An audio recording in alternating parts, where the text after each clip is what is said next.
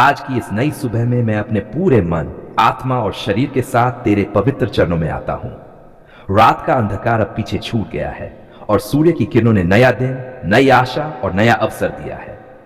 प्रभु, जैसे सूरज की रोशनी अंधकार को मिटा देती है, वैसे ही तू मेरे जीवन से हर प्रकार का भय, निराशा, दुख और कमजोरी को मिटा दे। धन्यवाद प्रभु कि रात भर तूने अपनी कृपा से मेरी रक्षा की। जब मैं गहरी नींद में था और कुछ भी नहीं कर पा रहा था, तब भी तूने अपने स्वर्गदूतों को मेरे चारों ओर खड़ा कर रखा। तेरी दया और तेरे प्रेम ने मुझे सुरक्षित रखा और आज एक नई सुबह देखने का अवसर दिया। प्रभु, मैं तेरे इस अनमोल उपहार के लिए तेरा आभारी हूं। यह नया दिन मेरे लिए केवल एक और दिन नहीं है, बल्कि यह एक नई शुरुआत है, एक नया आशीर्वाद है। मैं तुझसे विनती करता हूं कि इस पूरे दिन तेरी उपस्थिति मेरे साथ बनी रहे। प्रभु, जैसे फूल सुबह खुलकर अपनी सुगंध बिखेरते हैं, वैसे ही मेरा जीवन भी तेरी उपस्थिति से महकता रहे। जैसे पक्षी सुबह गाते हैं और तेरा गुणगान करते हैं, वैसे ही मेरे होंठ भी तेरी स्तुति से भर जाएं। जैसे ओस की बूंदें ताजगी देती है, वैसे ही तेरी पवित्र आत्मा मुझे नया बल और नया उत्साह दे।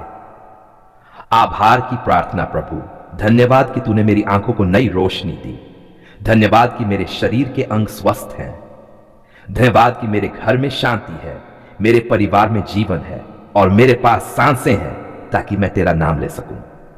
धन्यवाद प्रभु, क्योंकि तेरी कृपा से मैं आज जीवित हूं। मार्गदर्शन की प्रार्थना है प्रभु, इस दिन की हर घड़ी को मैं तेरे हाथों में सौंपता हूं। जब मैं बाहर जाऊं तो तू मेरी रक्षा करना। जब मैं बोलूं तो मेरे होंठों पर सत्य और प्रेम रखना।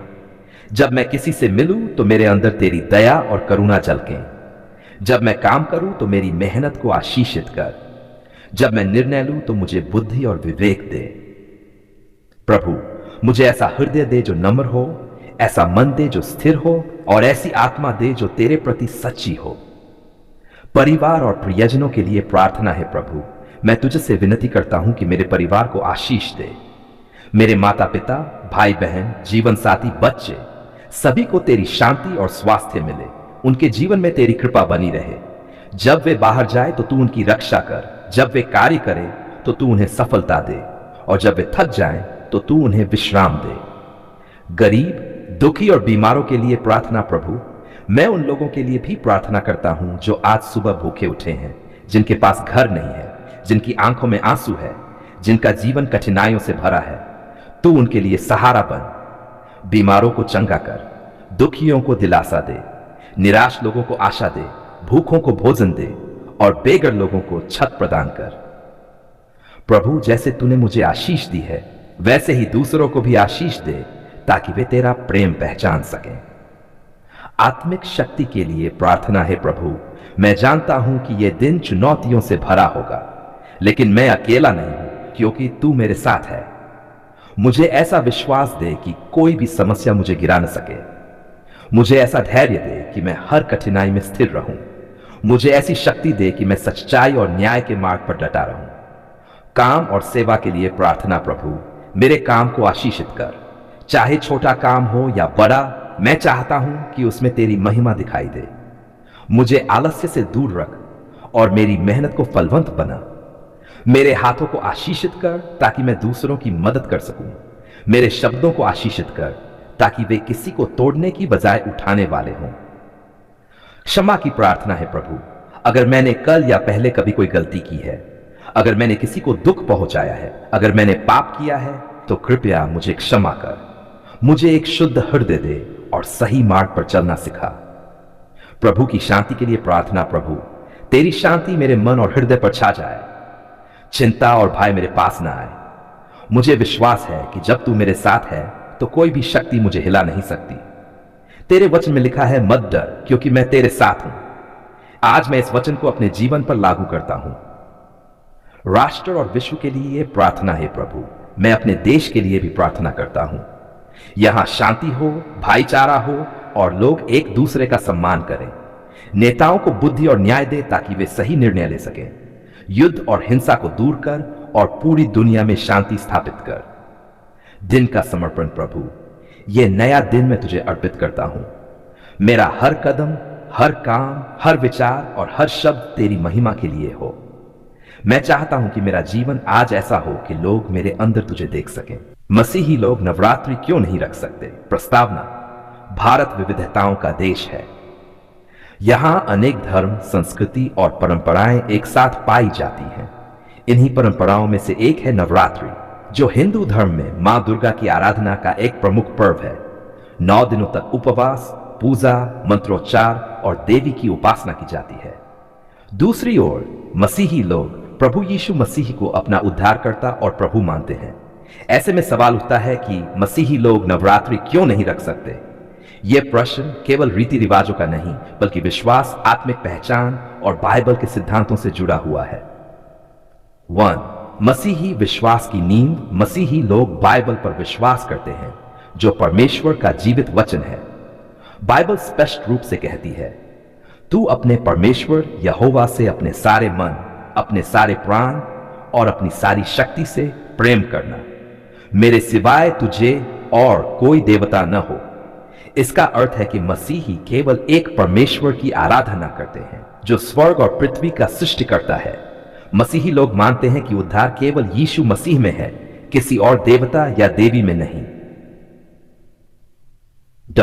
नवरात्रि का स्वरूप। नवरात्रि में विभिन्न रूपों में देवी दुर्गा की पूजा की जाती है। मां दुर्गा को शक्ति की अधिष्ठात्री माना जाता है। लोग उपवास रखते हैं, मूर्तियों के आगे दीप जलाते हैं, मंत्र पढ़ते हैं और विशेष भजन कीर्तन करते हैं।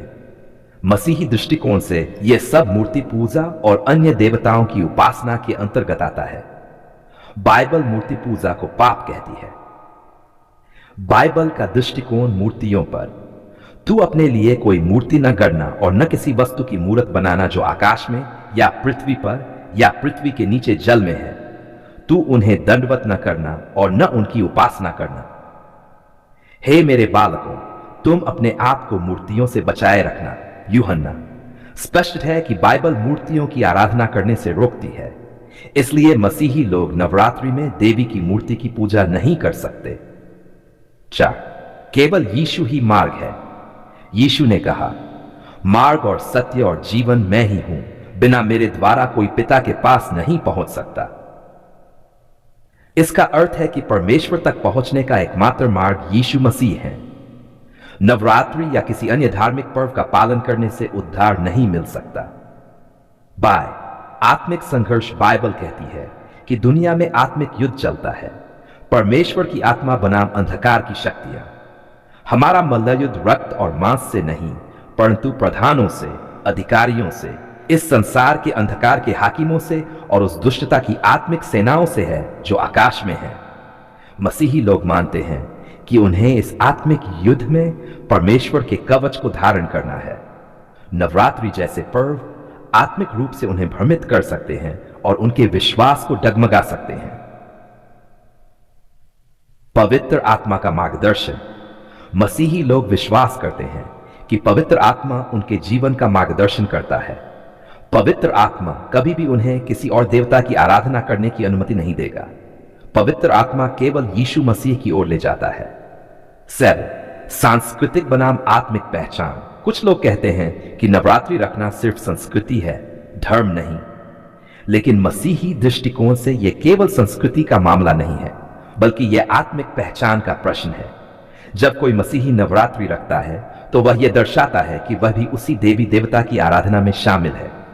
यह उसकी गवाही को तोड़ता है। 8. मसीही गवाही। मसीही लोगों को दुनिया में प्रकाश और नमक बनकर रहना है।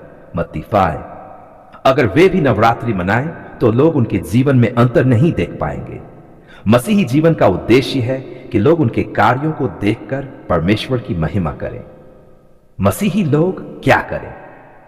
वे नवरात्रि में उपवास नहीं रखते, क्योंकि उनका उपवास प्रभु के सामने प्रार्थना और आत्मिक बल के लिए होता है। वे देवी की आराधना नहीं करते, बल्कि केवल प्रभु यीशु से प्रार्थना करते हैं। वे गीत नहीं गाते मूर्तियों के लिए, बल्कि भजन और स्तुति प्रभु यीशु के लिए करते हैं। समाज में रहते हुए आचरण। मसीही लोग भारतीय समाज का हिस्सा है और उन्हें सबका सम्मान करना चाहिए, लेकिन सम्मान और आराधना अलग अलग बातें हैं। मसीही लोग दूसरों की धार्मिक भावनाओं का अपमान नहीं करते, लेकिन वे अपने विश्वास में स्थिर रहते हैं और नवरात्रि जैसे पर्वों में शामिल नहीं होते।